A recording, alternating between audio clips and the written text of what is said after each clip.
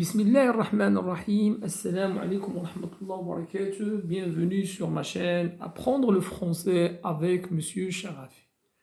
Lors de cette vidéo, bien dans cette vidéo, on va découvrir la seconde partie ou bien la deuxième partie de la nouvelle réaliste, la ficelle de Guy de Maupassant.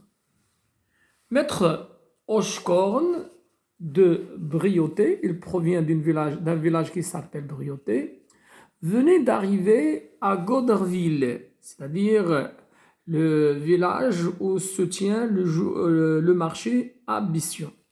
Et il s'est dirigé vers la place. Quand il aperçut, voilà, c'est l'élément modificateur, perturbateur, quand il aperçut par terre un petit bout de ficelle, Maître Hochekorn, économe en vrai normand, c'est-à-dire les gens de la Normandie, ils sont des économes, des radins. Pense à que tout était bon à ramasser qui peut servir. Il se baissa difficilement car il souffrait de rhumatisme. Il prit par terre le morceau de corde mince. Voilà, le morceau de corde mince, c'est la ficelle. C'est une périphrase. Il prit par terre le morceau de corde mince et il se disposait à le rouler avec soin. Quand il remarqua sur le seuil de sa porte Maître Malandin, le bourroulier, qui le regardait. Alors, Maître Malandin, c'était un ami de Maître Hochekorn, mais ils se sont disputés à cause d'un l'école, c'est-à-dire un objet concernant les chevaux. Alors, ce bourroulier, qui vendait les équipements des chevaux, qui le regardait. Ils avaient eu des affaires ensemble au sujet d'un l'école. Voilà, un l'école, c'est un objet ou bien un instrument qui permet d'atteler les chevaux. Autrefois. Et ils étaient restés, fâchés. Eut-on rancunier, tous deux. Alors, le narrateur, il connaît pas mal de choses sur Maître Hochekorn et Maître Malandin. Donc, c'est un narrateur omniscient. Il s'agit d'une focalisation zéro. Étant rancunier, c'est-à-dire il ne pardonne pas aux autres leurs fautes. Tous deux. Maître Hochekorn fut pris d'une sorte de honte. Voilà, et il n'a pas voulu à ce que Maître Malandin le voit ramasser, quelque chose par terre, en d'être vu ainsi par son ennemi, cherchant dans la crotte. Voilà, la crotte tout simplement, ce sont les excréments des chevaux ou bien de certains animaux. Un bout de ficelle. Il cacha brusquement sa trouvaille, c'est-à-dire la ficelle, sous sa blouse, puis dans la poche de sa culotte. Puis, il fit semblant de chercher encore par terre quelque chose qu'il ne trouvait point. Et s'en alla vers le marché, la tête en avant, courbée en deux par ses douleurs. Il se perdait aussitôt dans la foule criarde, c'est-à-dire stridente, hilante, agité par les interminables marchandages. Voilà, des marchandages qui ne se terminent pas. Donc c'est une hyperbole. Les paysans tâtaient, examinaient les vaches, s'en allaient, revenaient perplexes. C'est-à-dire, ils hésitaient, toujours dans la crainte d'être mis dedans, d'être trompés, et n'osant jamais se décider, épiant, observant, regardant minutieusement l'œil du vendeur, cherchant sans fin à découvrir la ruse de l'homme et le défaut de la bête. Les femmes, ayant posé à leurs pieds leur grand panier, en avaient tiré leur volaille, c'est-à-dire les poulets qui gisaient par terre. Alors, giser, ça vient du verbe gisir. C'est un verbe qui ne se conjugue qu'au présent et qu'à l'imparfait. Ce mot, il est lié au mort. On dit le mort gît ou bien gisait. Par terre, ça veut dire allongé par terre, lié par les pattes, l'œil effaré, c'est-à-dire apeuré, et la crête écarlate. Voilà, écarlate, c'est-à-dire ça va vers le rouge d'accord, c'est comme le rose entre le rouge et le rose. C'est la partie, d'accord, haute du coq. On dit c'est la crête. Elles écoutaient les propositions, maintenaient leur prix, l'air sec, le visage impassible, c'est-à-dire qui ne traduit aucun sentiment. Ou bien tout à coup se décidant au rabais, aux réductions, au montant proposé, crier au client qui s'éloignait lentement. C'est dit, mes tantimes, je vous le donne. Puis peu à peu la place se dépeupla, ça veut dire se vida, et l'angélus, c'est-à-dire la cloche de l'église, sonnant midi. Ceux qui habitaient, demeuraient trop loin, se répandirent dans les auberges. Chez Jourdain, c'est un aubergiste, la grande salle était pleine de mangeurs, comme la vaste cour était pleine de véhicules de toute race. Charrettes, cabriolets, char-à-banc, tilburets, carrioles, innommables, c'est-à-dire il n'a pas de nom, gens de crotte déformés, rapiécés le vent au ciel, comme deux bras leurs brancards, ou bien le nez par terre et le derrière en l'air. Tout contre les dîneurs attablés, l'immense cheminée pleine de flammes claires, jetait une chaleur vive dans le dos de la rangée de droite.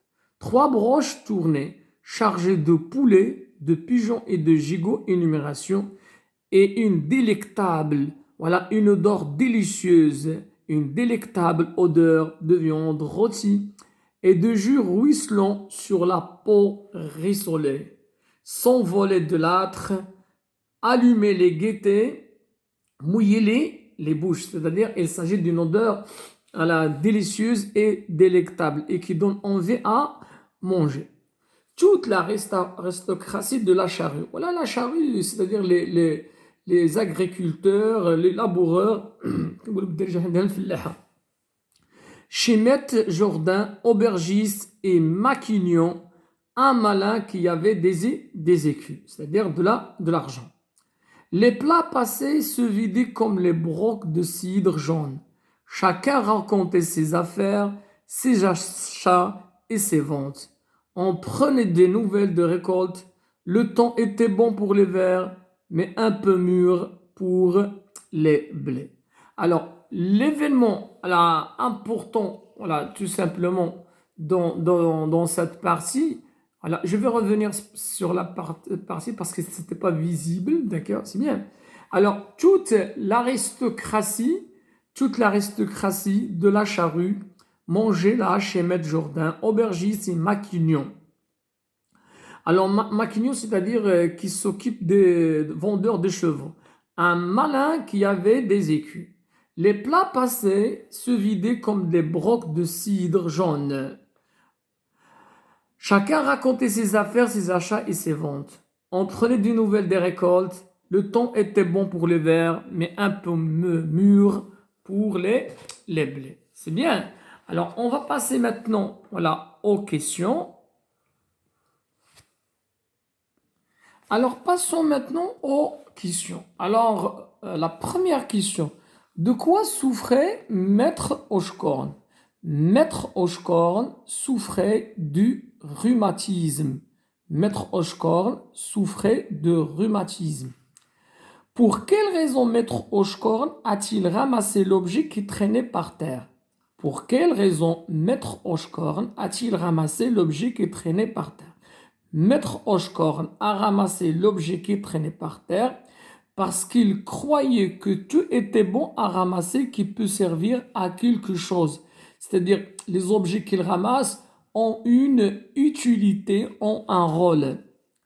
Comment s'appelle le personnage qui a vu Maître Hochkorn en train de ramasser un objet? Comment s'appelle le personnage qui a vu Maître Hochkorn ramasser un objet?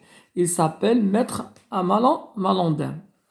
Comment s'appelle le propriétaire de l'auberge la plus fréquentée? Il s'appelle Maître Jourdain. Quel est le métier de Maître Malandin? Malandin est un bourroulier. Malandin est un bourroulier. Quel est le lieu de résidence du personnage principal? Le lieu de résidence du personnage principal, c'est brioter. Relever dans le second paragraphe un adjectif qualificatif dont le sens est porté par l'expression. Ils ne ont jamais se décidé. Relever dans le second paragraphe un adjectif qualificatif dont le sens est porté par l'expression ils n'osent jamais se décider. يعني حائرون, hésitants, perplexe. Quel équivalent pour le mot ficelle le narrateur a-t-il choisi dans le premier paragraphe? Voilà, il a choisi, d'accord, un morceau de corde mince. Un morceau de corde mince. C'est bien. Quelle est l'odeur qui domine dans l'auberge? Quelle est l'odeur qui domine dans l'auberge? Alors, l'odeur qui domine dans l'auberge, c'est l'odeur de la viande rôtie. Voilà, c'est l'odeur de la viande rôtie. C'est bien. Alors, la question suivante, quel est le point de vue du narrateur dans ce passage? Voilà, on a dit tout à l'heure, c'est un narrateur omniscient, c'est la focalisation zéro. Quel sentiment éprouva, voilà, c'est ça, voilà. Quel sentiment éprouva Maître Hochecorne en s'apercevant qu'il était épié par Maître Malandin? Voilà, elle a éprouvé de la honte. Elle a éprouvé de la honte, tout simplement. Alors, question suivante. Par quelle expression le narrateur qualifia-t-il le genre de client qui fréquentait l'auberge Jourdain? Par quelle expression le narrateur qualifia-t-il le genre de client qui fréquentait l'auberge Jourdain? Voilà, il les a qualifiés par l'aristocratie de la charrue. L'aristocratie de la charrue. Question suivante. Quel trait commun aux deux personnages le narrateur a-t-il révélé? Voilà, le point commun des deux personnages, Maître Hochecorne et Maître Malandin, c'est que les deux étaient rancuniers. Comment s'appelle le personnage principal de cette histoire? Il s'appelle Maître Hochecorne. D'après le narrateur, comment Maître Hochecorne considère-t-il Maître Malandin? Voilà, il le considère comme un ennemi, كعدو. À quelle partie du schéma narratif ce passage peut-il correspondre? Alors, ce passage correspond à l'élément perturbateur. Pourquoi Maître Malandin et Maître Hochecorne sont-ils restés fâchés? Voilà, Maître Malandin et Maître Hochecorne sont-ils restés fâchés? Parce qu'ils se sont disputés, ils avaient une affaire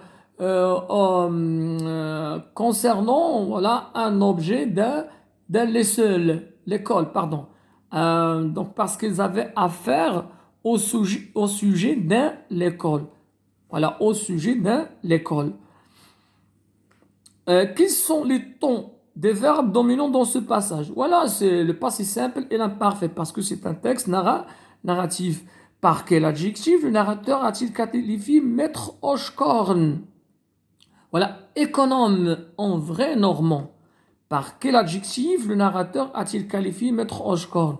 Voilà, il l'a qualifié par économe en vrai normand. Relever dans ce pas 5 noms de véhicules de paysans. Voilà, 5 noms de véhicules de paysans. Donc, il y avait, d'accord, charrette, cabriolet, char-à-banc, tilbury, carriole. Quel objet Maître Hochecorne a-t-il ramassé par terre? Il a ramassé un bout de ficelle. Quel est le lieu de résidence de Maître Malandin? Voilà, Malandin habite à Goderville. Alors, c'est ainsi que s'achève cette vidéo. Encouragez-nous par vos j'aime. Je compte beaucoup sur vous pour m'encourager à donner et à produire.